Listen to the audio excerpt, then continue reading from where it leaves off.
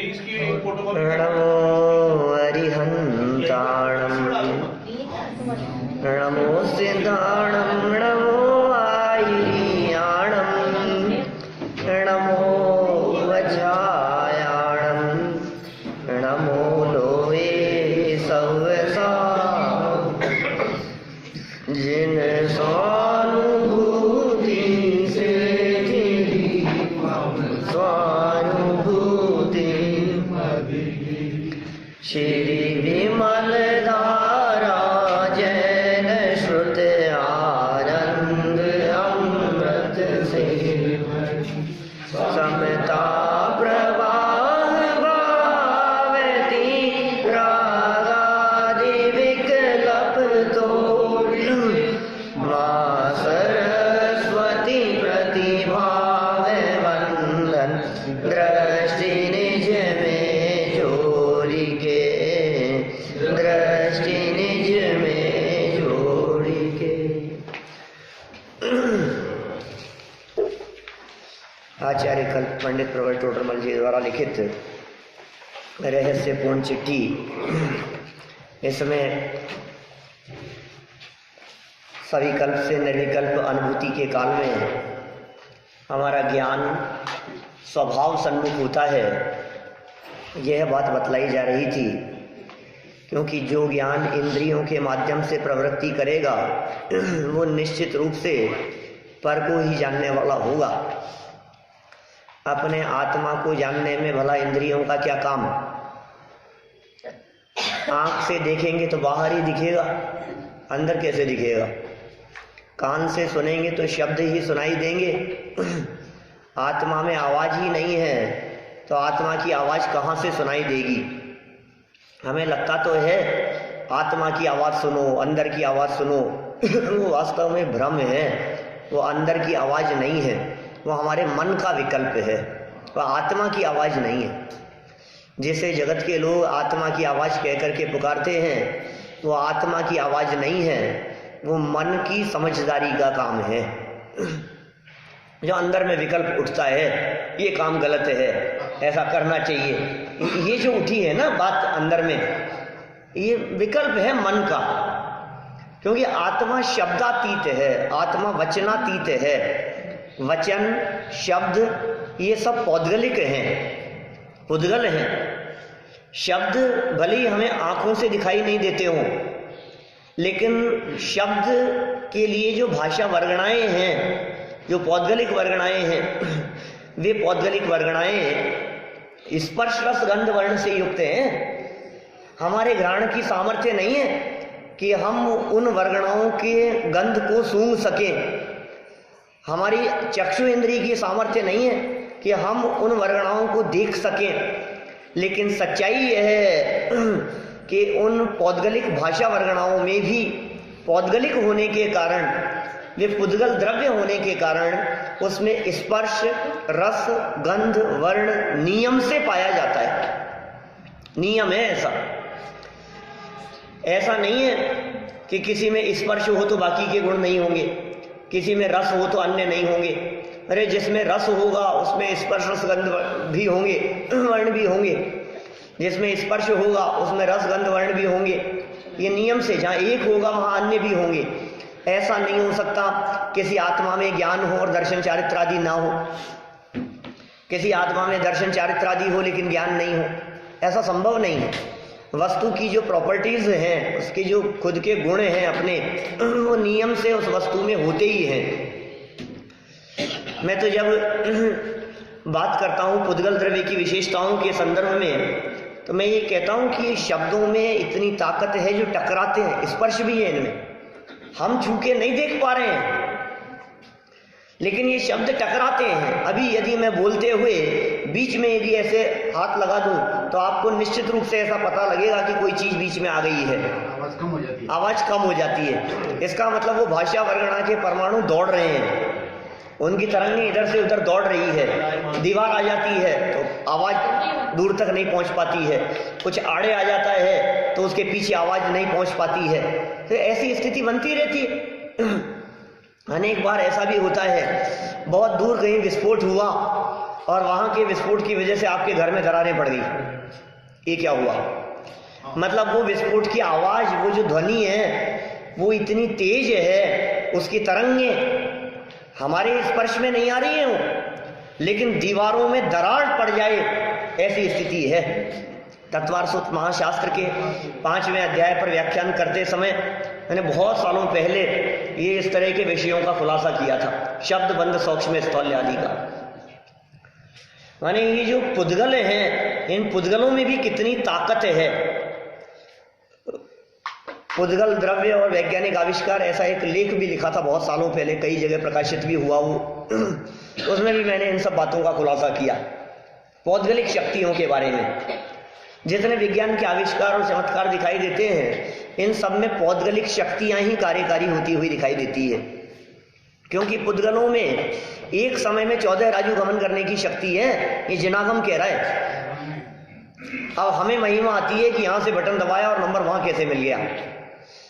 हमें आश्चर्य लगता है कि यहां हमने मेल लिख करके और सेंड पर क्लिक किया क्या, और वहां पहुंच गई हजारों किलोमीटर दूर। तो हमें ऐसा लगता है ये कैसे ट्रांसफर हो गई, तो हमें तो आश्चर्य लगता है, हमें तो असंभव बातें संभव होती हुई दिखती है। लेकिन सच्चाई यह है कि पुद्गलों में इस प्रकार की शक्ति है, पुद्गलों में गमन शक्ति है, पुद्गलों में सूक्ष्म रूप परिणमन करने की शक्ति है। ये पौद्गलिक शक्तियों के बारे में भी जब विचार करें, मैंने आगम प्रमाण से एक एक बात निकाल करके उन सब बातों को सिद्ध किया। खैर, मैं तो यहाँ ये बात कहना चाहता हूँ कि स्पर्श रस गंध वर्ण आदि जिसमें पाए जाते हैं वो पुद्गल है और वो इंद्रियों का विषय है। भगवान की वाणी शब्दों से कितनी, भगवान की वाणी वचनात्मक है, भाषा वर्गणा है। जितनी भी ध्वनि है वो सब भाषा वर्गणा का काम है, चाहे वो ताली बजने की आवाज हो, पुद्गल ही तो है। पुद्गलों के आपस में टकराने से ध्वनि उत्पन्न होती है। ये जो वर्गणाएं हैं, पुद्गल की अनेक प्रकार की वर्गणाएं हैं। वर्गणा माने पुद्गल परमाणुओं का समूह है, और उन वर्गणाओं में एक भाषा नाम की वर्गणाएं हैं जो शब्दों का काम करती है, और ये वर्गणाएं पुद्गल में ही होती है, चेतन में नहीं होती। मैं ये सब बात इसलिए कह रहा हूं कि भाषा से अपने आत्म स्वभाव को भिन्न अनुभव करें। ये शब्दातीत है। कल जो ये पंक्तियां अपन ने यहाँ इस चिट्ठी के माध्यम से पढ़ी थी 343 नंबर पेज पर, नीचे अंतिम पैराग्राफ में, कि स्पर्श रस गंध वर्ण शब्द इनको जाने, ये इंद्रियों का धर्म है, वह यहां नहीं है। इंद्रियों का धर्म तो इनको ही जानना है। अब आत्मा में ये चीज है नहीं, तो आत्मा कैसे पकड़ में आएगा बताओ? आत्मा में यदि कलर हो जाए तो आत्मा पकड़ में आ जाए। ये आत्मा पकड़ में आता है कि नहीं, कि देखो भाई, शरीरधारी आत्मा शरीर के पकड़ लेने के माध्यम से पकड़ में आता है, तो अलग मैटर है। कब पकड़ में आया वो? शरीर दिखा, इंद्रियां दिखी, मार्गणाओं का प्रकरण दिया ना, गति की अपेक्षा से, इंद्रियों की अपेक्षा से, काय अपेक्षा से, योग वेद कषाय अंश, इन सब से पकड़ में आ रहा है वो। इसका मतलब ये जो पकड़ में, इंद्रियों से पकड़ में आने योग्य किसी का संपर्क किया तो पकड़ में आने लग गया। जैसे अंजन चोर हीरो का हार लेकर के भागा, स्वयं तो अदृश्य था, लेकिन दृश्यमान चीज को लेकर के भाग रहा है, प्रकाशमान चीज को, तो उससे पकड़ में आ रहा है कि और ये यहाँ भाग रहा है चोर, ये दिख रहा है, वो हीरो के हार से दिख रहा है, चोर नहीं दिख रहा। ऐसे ही कह रहे हैं, इस चेतन में पौद्गलिक पदार्थों की संगति की मतलब इनके संपर्क में रहा तो अन्य जीवों को भी इंद्रियों से पकड़ में आ रहा है, लेकिन इंद्रियों से जो पकड़ में आ रहा है वो शुद्ध जीव पकड़ में नहीं आता, संयोग पकड़ में आता है। मिश्रण हो गया। हाँ, मिल तो सकता ही नहीं है, संयोग था, बस उस संयोग से दिख रहा है। सच में यदि आपको शुद्ध आत्मा को पकड़ना हो, उस आत्मा की अनुभूति का जो ये विषय चल रहा है, उस आत्मा को पकड़ने के लिए आपको ज्ञान से पकड़ना पड़ेगा, इंद्रिय ज्ञान से नहीं। अतीन्द्रिय ज्ञान कार्यकारी होगा उसे पकड़ने के लिए। इंद्रिय ज्ञान से आत्मा पकड़ में नहीं आता, क्योंकि इंद्रियां पर को ही जानने में निमित्त बनती है। अतीन्द्रिय ज्ञान से पकड़ में आएगा, या जहां ज्ञान है देखो, पकड़ने वाला भी ज्ञान और पकड़ में आने वाला भी ज्ञान, समझ में आ रही है? कौन जाने? बोले ज्ञान जानेगा। कौन सा ज्ञान जानेगा? बोले अतीन्द्रिय ज्ञान जानेगा। अतीन्द्रिय ज्ञान का मतलब यहाँ केवल ज्ञान नहीं है। प्रवचन सार में अतीन्द्रिय ज्ञान केवल ज्ञान के अर्थ में प्रयोग किया प्रारंभ में। अभी यहाँ अतीन्द्रिय ज्ञान का मतलब इंद्रियों में प्रवृत्ति न करता हुआ ज्ञान, जो आत्मा को जानने के लिए प्रयत्नशील हुआ, उस ज्ञान को हम कहेंगे अतीन्द्रिय ज्ञान। वो अतीन्द्रिय ज्ञान आत्मा को जानने में प्रवृत्त होता है, उससे पकड़ में आएगा। अच्छा, अतीन्द्रिय से पकड़ में आया, आत्मा कैसे पकड़ में आएगा? बोले जहां ज्ञान है ना, वो आत्मा है। क्या? प्रज्ञा शनि से पकड़ में आएगा, उसी से ग्रहण किया जाएगा। कुंद कुंद स्वामी कहते हैं, जिस भांति प्रज्ञा चैनी से पर से विभक्त किया इसे, उस भांति प्रज्ञा चैनी से ही अरे ग्रहण करो इसे। क्या ऐसा है? माने ज्ञान के दो काम, ज्ञान का एक काम भेद करना और ज्ञान का दूसरा काम ग्रहण करना। तो नौ कर्म से, द्रव्य कर्म से और भाव कर्म से, इनसे तो कराया था भेद विज्ञान। ये नहीं हूं, ये नहीं हूं, ये नहीं हूं। जैसे देखो आप, मैं कौन हूं उसको पकड़ रहे हैं ना अपन, तो कहा शरीर वगैरह तो मैं नहीं हूं। तो जिसके ये परिणाम उठ रहे हैं, जहां परिणाम उठ रहे हैं, जहां भाव उठ रहे हैं, वो मैं हूं ना, शरीर में तो नहीं उठ रहे। देखो भाई, मुझे गुस्सा आ जाएगा तो मुझे गुस्सा आ रहा है, तो गुस्सा आ रहा है तो वो क्रोध भी नहीं, और उस क्रोध को जानने वाला ज्ञान भी वहां है। क्रोध के काल में वो जो ज्ञान है वो ज्ञान मेरा है, और जो क्रोध है यद्यपि है वो मेरा, लेकिन विभाव है, वो मेरा स्वरूप नहीं है। पानी की उष्णता जैसे पानी का स्वभाव नहीं है, उसी तरह से क्रोधाधिक मेरा स्वभाव नहीं है। गुस्सा करना मेरा स्वभाव नहीं है, परमानेंट भी नहीं रहता है और एक जैसा भी नहीं रहता है, इसलिए अपना स्वभाव नहीं है। आप गुस्सा कर नहीं सकते, ज्यादा गुस्सा करने के लिए कही जाए आपको तो निकल नहीं सकता। कोई जरूरी नहीं है कि किसी प्रसंग में आप ठान करके बैठो कि मैं बहुत गुस्सा करूंगा, डांटूंगा, बिगड़ जाऊंगा, आप कर ही नहीं पाओ, आपके हाथ में नहीं।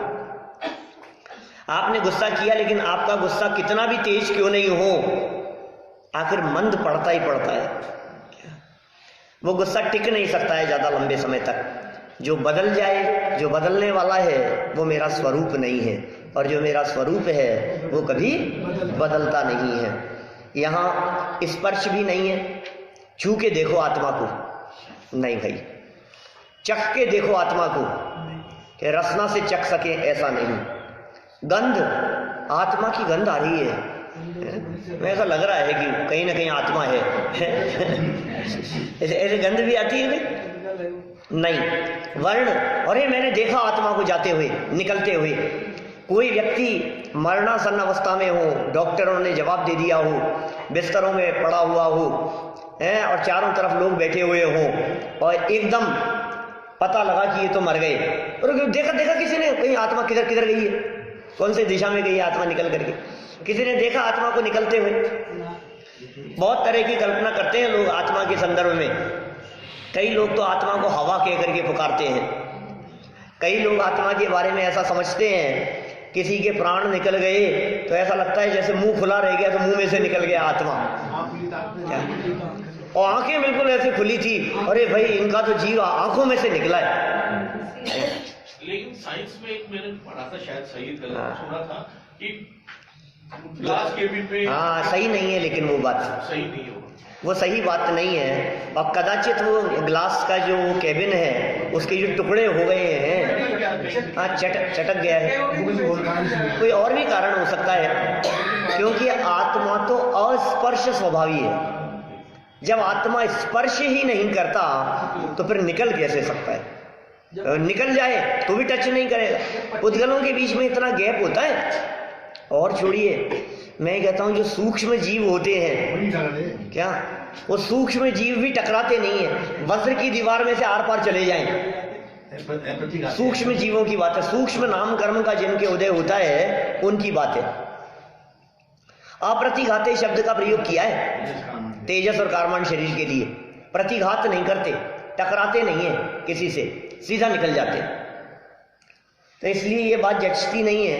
और भी कुछ कारण हो सकता है उस ग्लास के चटकने के पीछे, हमने भी इस प्रकार की बातें कई बार पहले सुनी है।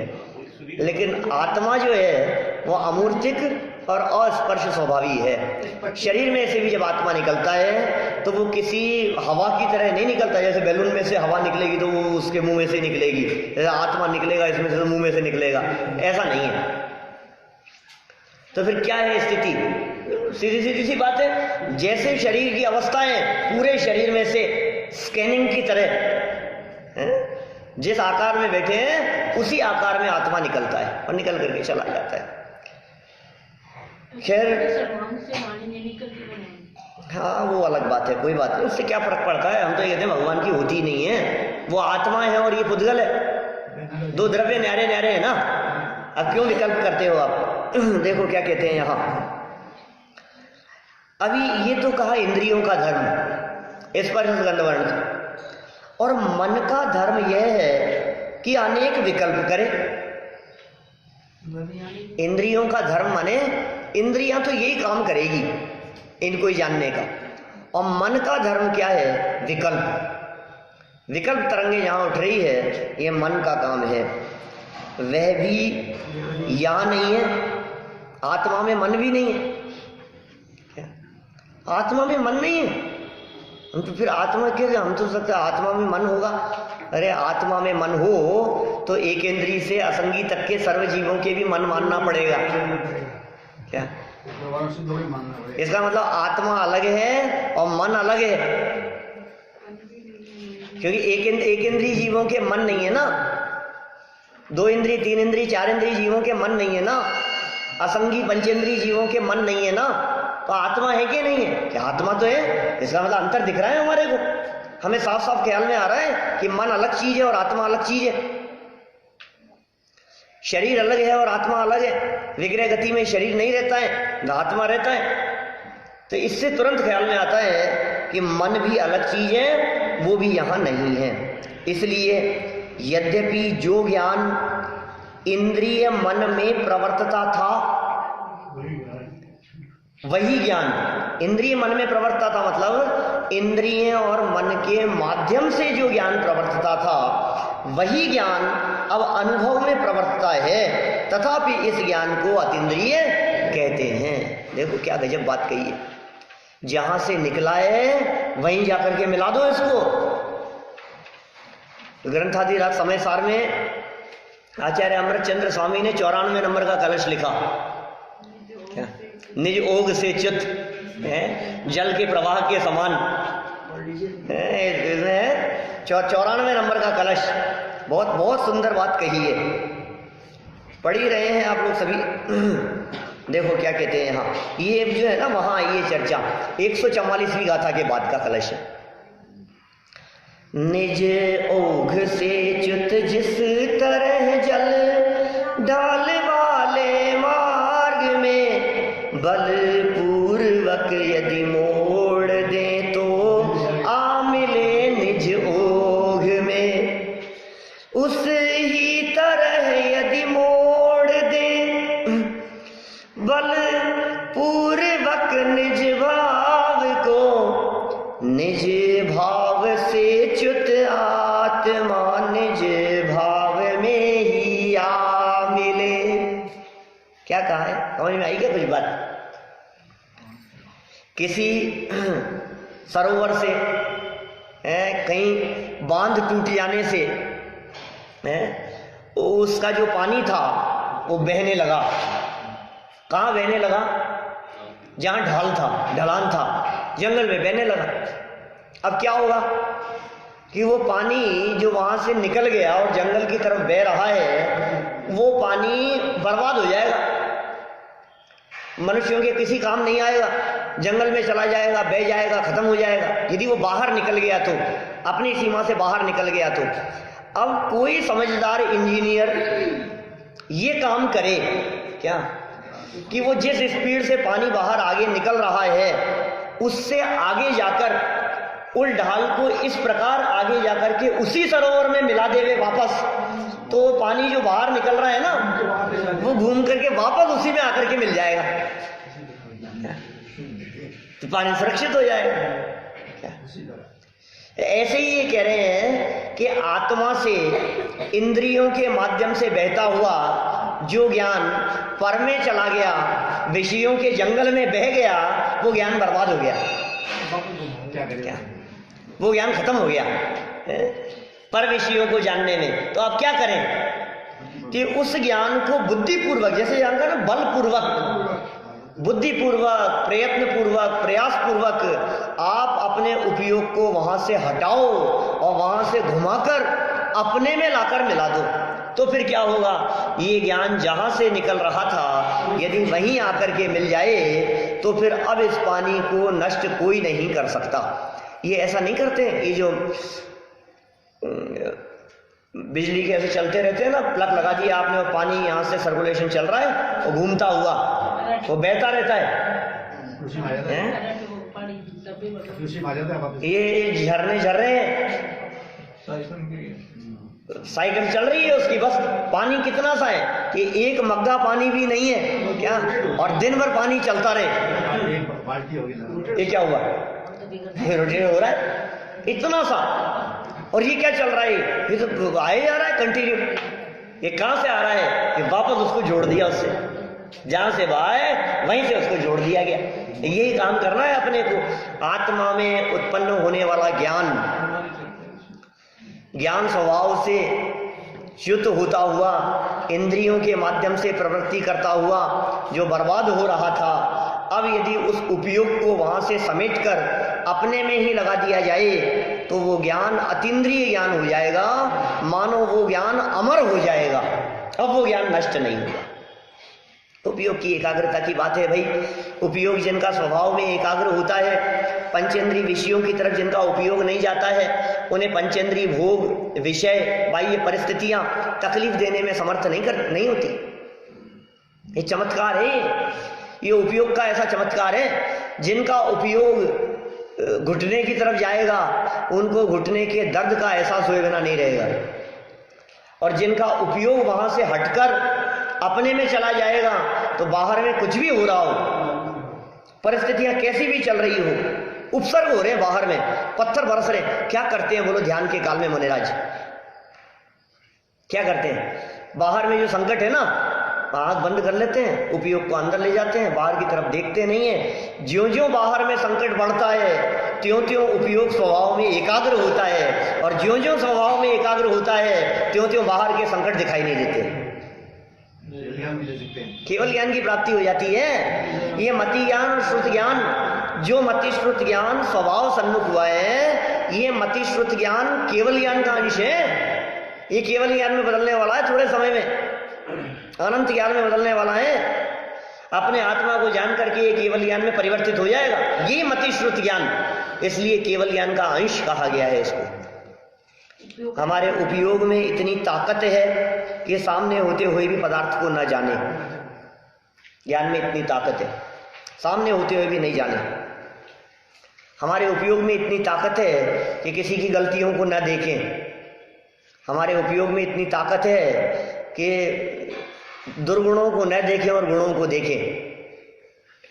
दृष्टि न दोषों पर जावे, ये हमारे उपयोग में ताकत है। तो हम कह रहे हैं अपने स्वभाव को क्यों नहीं देखता है, जहां गुण ही गुण है। अपवित्रता को क्यों देखता है, गंदगी को क्यों देखता है। सुनो, ध्यान रखना, जो लोग गंदगी को देखते हैं वे उसे प्राप्त करते हैं। या ऐसा समझ लो, मक्खी की आदत होती है कि वो गंदगी पर ही बैठती है, और भ्रमर की, भौरे की आदत है कि फूलों पर ही बैठता है। अब देख लो आप, जो जिस पे बैठेगा, जिसकी दृष्टि जिस पर होगी वो उसे प्राप्त करेगा। वो नहीं उस व्यक्ति का प्रसंग जो गार्डन में घूम रहा था और एकदम फूलों को चुनते हुए किसी पौधे से आवाज आई उसके कान में, अरे ये क्या अन्याय करते हो, ये क्या गलत काम करते हो, क्यों भैया, मैं क्या गलत काम कर रहा हूं कि तुम पौधों में से फूल फूल चुन रहे हो और कांटों को छोड़ रहे हो? अच्छी बात है, दोनों ही चीज लेनी चाहिए तुम्हारे को। तो उसने बोला नहीं नहीं, मैं गलत काम नहीं कर रहा, सब यही काम करते हैं और यही करना चाहिए, कांटों को क्यों चुनेंगे, फूल को ही चुनना चाहिए। तो पता है पौधे ने क्या कहा? वाह भाई वाह, बातें करने में तो तुम बड़े होशियार हो, मेरे से तो बड़ी समझदारी की बातें कर रहे हो, लेकिन जब तुम किसी मनुष्य से मिलते हो तो तब तो तुम ये नहीं विचार करते कि मुझे इसमें से फूलों को, इसमें से गुणों को ही चुनना चाहिए, वहां तो तुम उसके अवगुणों को और दोषों को ही चुनते हो। एकदम वो व्यक्ति जो खड़ा था वो स्तब्ध रह गया। पता है फिर पौधे ने क्या कहा उससे कि सुनो, एक बात ध्यान रखना, जो लोग फूलों को चुनते हैं उनके पास फूल इकट्ठे होते हैं, उनके हाथ महक जाते हैं, और जो लोग कांटों को इकट्ठे करते हैं, उनके कांटों को देखते हैं, चुनते हैं, उनके पास कांटे इकट्ठे होते हैं। ऐसा ही है ना, यदि तुम किसी व्यक्ति को देखकर उसके गुणों को देखोगे तो तुम्हारे पास में गुण इकट्ठे होंगे, और यदि तुम किसी व्यक्ति को देखकर उसके अवगुणों को देखोगे तो तुम्हारे पास में अवगुण इकट्ठे होंगे। बोलो तुम क्या चाहते हो? क्या तुम ये चाहते हो कि तुम्हारे पास में दुर्गुण और अवगुण इकट्ठे हों? चाहता तो कोई नहीं, तो फिर क्यों देखते हो? यहां क्या कह रहे हैं? सर्वाधिक गुण जिसमें मौजूद हैं, वो गुणवान, वो अनंत गुणों का समुदाय, वो जगत में कोई व्यक्ति नहीं, वो इस देह में विराजमान चैतन्य तत्व है। इसलिए पर की ओर देखना बंद करो और अपने में मौजूद जीवत्व, चिति, दृष्टि, ज्ञान, सुख, वीर्य आदि अनंत शक्तियों की तरफ देखो। हमारे में मौजूद ज्ञान, दर्शन, सुख, वीर्य आदि गुणों की तरफ देखो। जो लोग गुणों की तरफ देखते हैं, माने अपनी शक्तियों की तरफ देखते हैं, वे शक्ति संपन्न हो जाते हैं। जो अनंत गुण वाले आत्मा की तरफ देखते हैं वे गुणवान हो जाते हैं। जो अनंत गुणों की तरफ देखते हैं वे अनंत गुणों को प्राप्त करते हैं और अनंत गुण संपन्न सिद्ध परमात्मा बन जाते हैं। बोलो किसे देखना है, किसे चुनना है? एक तरफ राम है और दूसरी तरफ पूरा ग्राम है। किसे चुनना है? भाई साहब, महाभारत का युद्ध कौन जीतेगा? क्या ये फैसला 18 दिन बाद नहीं हुआ? ये फैसला तो उसी दिन हो गया था, उसी समय हो गया था जिस समय युधिष्ठिर ने अर्जुन को और दुर्योधन ने सेना को चुना था। युधिष्ठिर ने अर्जुन को नहीं, और युधिष्ठिर ने कृष्ण को, अर्जुन ने कृष्ण को मान लो। क्या एक तरफ कृष्ण थे और दूसरी तरफ नारायण की सेना थी? बोलो, पूरी सेना अस्त्र शस्त्र सहित वो एक तरफ और नारायण श्री कृष्ण एक तरफ। इन दो में से जिस समय ये चुनाव किया गया क्या उसी समय पक्का हो गया कि युद्ध कौन जीतेगा। इसी तरह से हम ये कहना चाहते हैं, जिस समय आपने पंचेंद्रिय विषय भोगों और त्रिकाली ध्रुव ज्ञाय भगवान आत्मा में से चुना, क्या आपकी पसंद क्या है? आपकी पसंद भजन है या फिल्मी गाने हैं? आपकी पसंद क्या है? आपकी पसंद शास्त्र है या उपन्यास है? बोलो, आपने जिस समय दो में से एक को चुना, वहां चुनाव से नक्की हो गया कि आपको किधर जाना है, आपकी मंजिल क्या है, आप कहां पहुंचेंगे। ये कह रहे हैं एक तरफ आत्मा है और एक तरफ दुनिया जगत के सब जंजाल हैं। आपने किसको चुना? बताओ, आपको क्या पसंद आ रहा है? आपको इन भक्तियों में आनंद आता है कि आपको उनमें मजा आता है जिनके शब्द ही समझ में नहीं आते, धाम धूम धूम चलता रहता है, पता नहीं क्या है? आपको किस में मजा आ रहा है? इन शब्दों में जो आनंद है, क्या सात्विक, क्या ये आनंद कुछ अपूर्व है, ये बात ही कुछ अलग हटके है। अब सोचो, आप हम दो में से किसको चुन रहे हैं? सुबह उठते ही पहले आपके घर में आचार्य कुंद कुंद की गाथाएं बजती है। क्या आचार्य कुंद कुंद, योगेंद्र देव, मान तुंगाचार्य, ये जनेंद्र देव की भक्तियां आपके घर में बजती हैं, या आपके घर में उठते ही पहले टीवी के माध्यम से वो बजता है? इससे नक्की होगा ना, निर्णय तो इसी आधार पर होगा ना। ये किस बात को दिखाता है? ये आपकी रुचि को दिखाता है। अरे भाई, जिसे अभी गायक आत्मा की रुचि ही नहीं हो, क्या उसे आत्मा की अनुभूति कैसे होगी? मुझे मालूम है सामने से आप लोग, कई लोग ये बात कहेंगे कि ऐसा मत कहो साहब, रुचि तो बहुत है हमारी, रुचि तो बहुत है हमारी। अरे रुचि अनुयायी वीर्य, जिधर रुचि होती है उधर पुरुषार्थ काम करता है। रुचि होगी तो पुरुषार्थ काम किए बिना नहीं रहेगा। रुचि तो बहुत है कुन शतक याद करने की, रुचि तो बहुत है, क्या छेड़ाला याद करूं, रुचि तो बहुत है, उपयोग इधर लगे, लेकिन फिर भी टाइम नहीं मिलता। इसका मतलब जिसके लिए टाइम निकलता है उसकी रुचि है। बोलो क्या कहेंगे हम कैसे नक्की करें आपकी रुचि क्या है? जिसके लिए आपका टाइम निकलता है उसकी रुचि। आपका उपयोग किधर जा रहा है? तो उपयोग बाहर में जा रहा है कि उपयोग अंदर में आ रहा है? उपयोग ने जिसको चुना, जिसने नक्की किया, निर्णय तो बहुत महत्वपूर्ण है। बाकी तो एक बार का निर्णय क्या तो पूरी जिंदगी बदल सकता है आपकी। क्या आपने जो एक समय जो निर्णय किया, समझ लो आप, तो आपकी जिंदगी स्वर्ग भी बन सकती है और नरक भी बन सकती है। आपने क्या निर्णय किया, आपने चुनाव किसको किया? जैसा चुनाव करेंगे वैसा काम हो जाएगा। एक समय का ही तो निर्णय है फेरों का।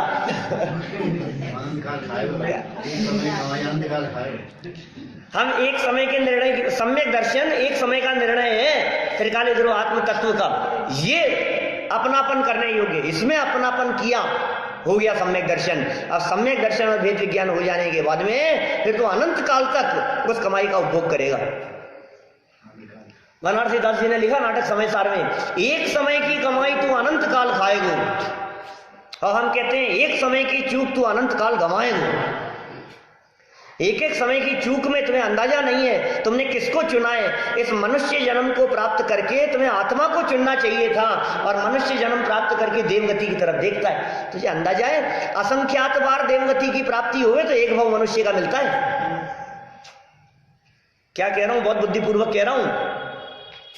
असंख्यात भव, असंख्यात बार जन्म देवगति में जाकर के लेवे, असंख्यात बार, 1 2 3 4 कितनी बार कह रहा हूं, असंख्यात बार देवगति में जाकर के जन्म लेवे, तब जाकर के एक बार जन्म मनुष्यों में होता है, एक भाव मनुष्य गति का मिलता है। कहां बैठे हैं हम लोग?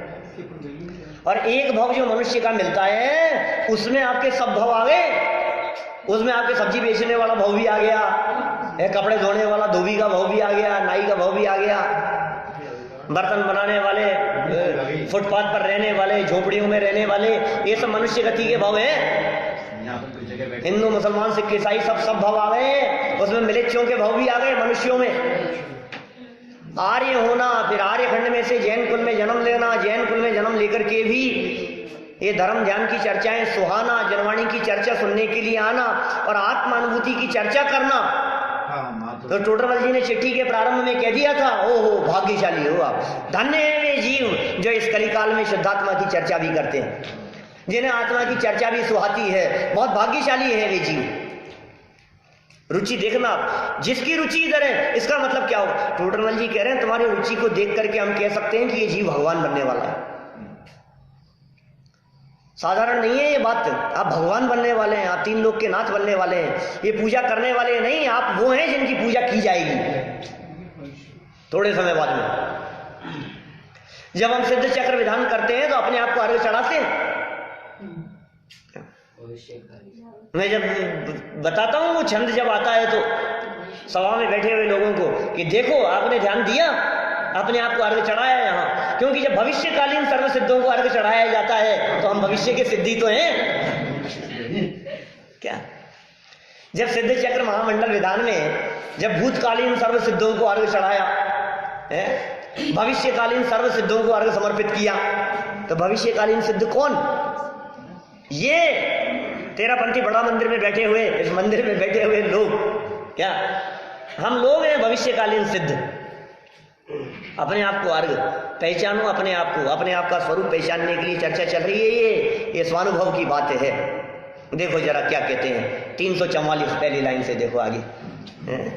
दुर्लभ है भाई जीवन, बहुत दुर्लभ है।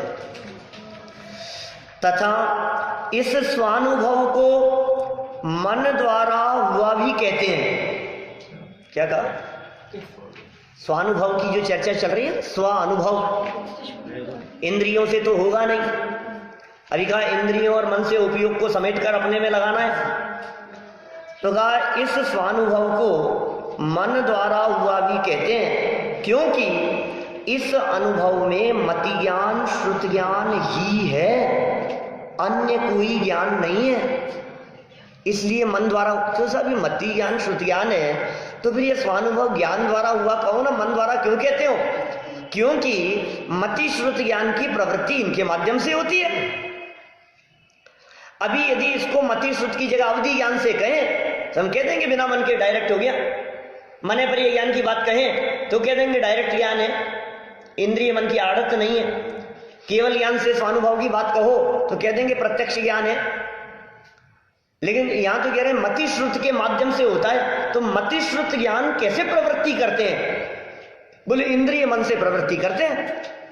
तो कहा इंद्रियां तो पर को ही जानने में निमित्त होती है, और मन में भी विकल्प उठते हैं, तो ना तो विकल्प आत्मा है और ना स्पर्श गंध वर्ण शब्द आत्मा है, तो फिर इंद्रिय और मन का विषय आत्मा नहीं है। एक अर्थ तो ये हुआ।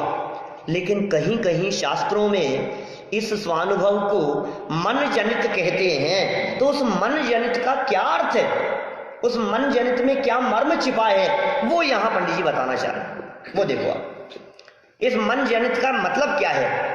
क्योंकि जितनी भी प्रक्रिया संपन्न हो रही है, ये जो प्रोसेस स्वानुभव के लिए, अनुभव के पूर्व की जितनी प्रोसेस प्रक्रिया है, ये पूरी की पूरी प्रक्रिया मन में संपन्न होती है, विचारों में संपन्न होती है।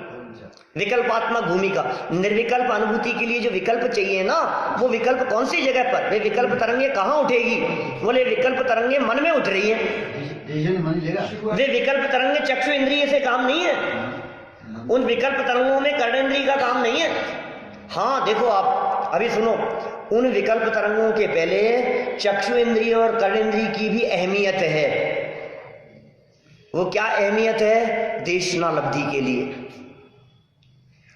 वस्तु स्वरूप के विचार के लिए, जनवाणी को पढ़ना, गहराई से उसका अभ्यास करना, इसके लिए चक्षु की जरूरत है।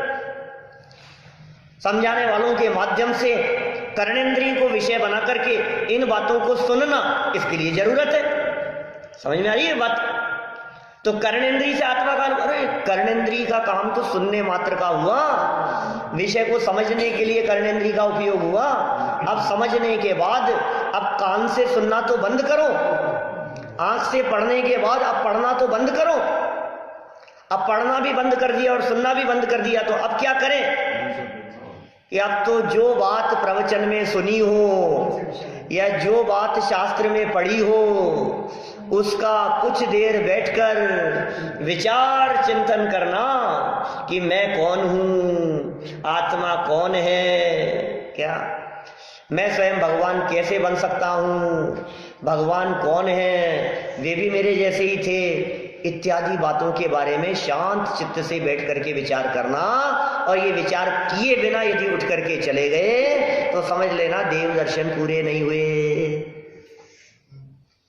बाल बोध पाठमाला भाग 1 पाठ 4 देव दर्शन की विधि, क्या पहला भाग है, चौथे पाठ में देव दर्शन की विधि कहाँ संपन्न होती है?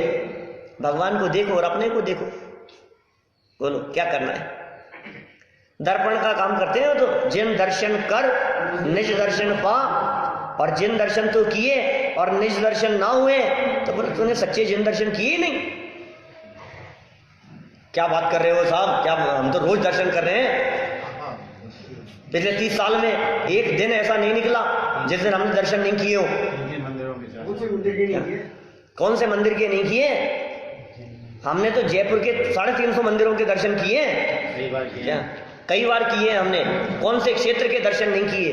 कौन से तीर्थंकर के दर्शन नहीं किए हमने? आदिनाथ से लेकर महावीर तक 24 तीर्थंकरों के दर्शन किए हैं हमने। भूतकाल 24 और भविष्य 24 के भी दर्शन किए हैं हमने। त्रिकाल 24 के दर्शन किए हैं। अरे भाई साहब, हमने तो 30-24 के भी दर्शन किए हैं शिखर जी में। बोलो, हमने विद्यमान 20 तीर्थंकरों के भी दर्शन किए हैं कि सुन, सबके पर के तो दर्शन किए, अपने दर्शन किए कि नहीं किए? क्या अपने दर्शन नहीं किए तो काम थोड़ी ना चलेगा। उनके दर्शन से क्या फर्क पड़ता है? हम कहते हैं किसी के भी दर्शन नहीं करे और आत्मा के दर्शन करे, बोले तेरा नाम वो उन प्रतिमाओं के बगल में आ जाएगा, एक प्रतिमा और लग जाएगी तेरी। क्या कब लगेगी? लेकिन अपने को जानने की कीमत है। आज देखो, मुझे प्रसंग याद आता है इंद्रभूति का। कितने भगवानों के दर्शन किए थे उसने? एक के भी नहीं किए हैं? अरे जिस एक के सब भगवान करते हैं उसके कर लिए। समझ में आ रही है बात? भगवान जिसके दर्शन करते हैं उसके दर्शन कर लिए। ऋषभ देव से लेकर पार्श्वनाथ तक का तो नाम भी नहीं सुना था। महावीर स्वामी का नाम सुना होगा कदाचित, नमोकार मंत्र नहीं आता था। इंद्रभूति गौतम की बात कर रहा हूं। प्रथम शिष्य, मुख्य शिष्य और 500 शिष्यों के साथ में बैठा हुआ था। मैं कहानी पूरी नहीं सुनाना चाहता, क्या, क्योंकि मुझे घड़ी भी दिख रही है। कभी कोई यात्रा नहीं करी, कभी पूजन नहीं करी, 7 तत्व नहीं जानता, 6 द्रव्य नहीं जानता, 5 अस्थिकाय को नहीं जानता, देवशा गुरु का स्वरूप नहीं जानता, जैन नहीं है, ग्रहित मिथ्यात्वी है, 500 शिष्यों के साथ में बैठा हुआ है। हालत देखो उसकी क्या है, गर्व और घमंड अभिमान से चूर चूर है।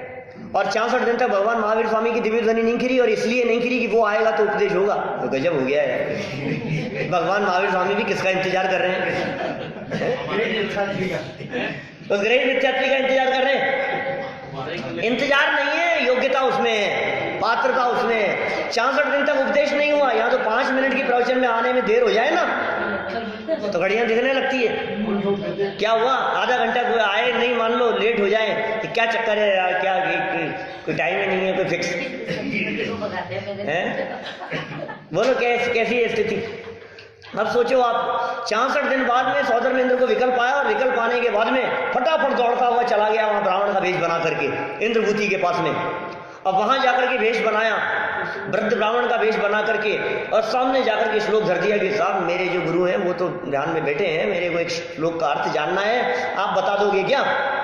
संस्कृत के विद्वान, प्रकांड विद्वान, 4 पंक्तियां धर दी।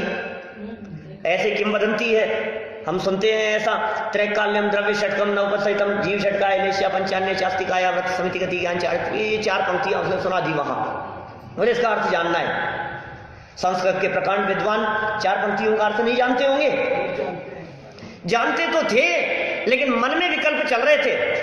राजेंद्र जी साहब, मन में विकल्प चल रहे थे, बताऊं कि नहीं बताऊं अर्थ? सामने 500 शिष्य बैठे हुए हैं कि क्यों विकल्प चल रहे थे? क्योंकि अर्थ बताने के बाद इसने यदि आगे प्रश्न कर लिया तो क्या होगा? अर्थ तो सीधा सीधा है, त्रैकाल्यम काल 3 है, द्रव्य षटकम 6 द्रव्य है, सीधा सीधा सा अर्थ है, 5 अस्थिकाएं हैं, 9 पदार्थ हैं। लेकिन इसने पूछ लिया 6 द्रव्य कौन से हैं, तो वो तो लिखा नहीं है। वो कैसे बताऊंगा मैं? श्लोक का अर्थ तो कर दूंगा, द्रव्य 6 होते हैं, पदार्थ 9 होते हैं, लेकिन यदि ये पूछ लिया कि 9 कौन से होते हैं, अर्थ तो वही आएगा ना जो श्लोक में। क्या होगा? इंसल्ट हो जाएगी इतने लोगों के बीच में। क्या बकता है, कहां से लाया है ये श्लोक, किसका शिष्य है तू? कि साहब मैं तो महावीर का शिष्य हूं। कि चल वहीं जाके बात करेंगे। और क्या चाहिए था बोलो? है फिर क्या हुआ पता है? मन में क्या चल रहा है? मन में ये चल रहा है कि जाने कौन होगा महावीर। जब मैं चलूंगा ना और मेरे 500 शिष्य, चलो सब साथ में, इतनों को देखेगा तो मेरे पैरों में आके पड़ जाएगा। ये दिमाग में था उसके। फिर क्या होना था? फिर चलते चले गए, और फिर क्या हुआ? मानस स्तंभ को देखते ही मान गलित हो गया, और फिर अंदर चलता जा रहा है और देख रहा है यहाँ त्रियंच गति के जीव सुनने बैठे हैं। ओहो, देवगति के जीव सुनने के लिए बैठे हैं, परस्पर बैर विरोध को छोड़ करके बैठे हैं। भूमि निष्कंटक दिखाई दे रही है, 6 ऋतुएं एक साथ फल रही फूल रही है। क्या हो गया? और देखा भगवान की तरफ, अधर है, बोलो आप, छत्र चमर वामंडल दिखाई दे रहे हैं, नेत्रों की पलकें नहीं झपक रही है, कैसा स्वरूप दिखाई दे रहा है उनका, शरीर की परछाई नहीं पड़ रही है, और देख करके वो तो देखता ही रह गया। और जब दृष्टि पड़ी प्रभु जी तुम पर, तो मानो भगवान ने क्या कहा कि मूर्ख क्या देखता है, देखने वाले को देख। जो ज्ञान पर को देखने का काम करता है, उस ज्ञान को देख, उस गायक को देख, और मानो मौन उपदेश को इंद्रभूति ने सुन लिया। और फिर क्या था, फिर तो आत्मदर्शन पूर्वक बाहर में कपड़े उतरने लगे और अंदर में गुणस्थान चढ़ने लगे। अंदर में गुणस्थान चढ़ रहे हैं क्या, और बाहर में सीढ़ियां चढ़ता हुआ दिखाई दे रहा है, बाहर में सीढ़ियां चढ़ता हुआ दिखाई दे रहा है और अंदर में कर्म झड़ते दिखाई दे रहे हैं। क्या काम हो रहा है बोलो, ये काम हो गया। ऐसे दर्शन किए उसने जीवन में एक बार महावीर स्वामी के। महावीर स्वामी के क्या किए, उनके उपदेश को सुनकर आत्मा के दर्शन किए। ऐसे दर्शन करो भैया, तो दर्शन करने की सार्थकता है। बाकी तो दुनिया में बहुत दर्शन किए, अनेक बार दर्शन किए, उससे कुछ होने वाला नहीं है। जिन दर्शन करके आत्मदर्शन प्रकट हो जावे, तभी स्वानुभव होता है, तभी अतीन्द्रिय आनंद का रसास्वादन होता है। ऐसा आनंद हम सभी के जीवन में शीघ्रातिशीघ्र प्रकट हो, ऐसी अवस्था प्रकट हो, इसी मंगल भावना से बात को